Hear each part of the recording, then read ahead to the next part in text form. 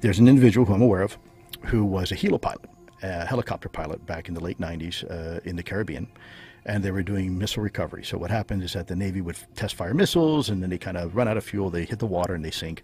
At a predetermined time, they pop to the surface, we grab it with a helicopter, bring it back to shore, and we test it for telemetry and make sure that this cruise missile was doing what it was supposed to do. So they're out there in the helicopter, frogmen hanging down the line. You got the helo pilot, you got the crew chief, and the co-pilot looking all down at the bubble. And as they're about to grab this cruise missile out of the ocean, something huge and round, and what was described to me as black as a devil, starts to rise to the surface. The water begins to churn, very much like David Fravor's description of the Tic Tac incident and the roiling water.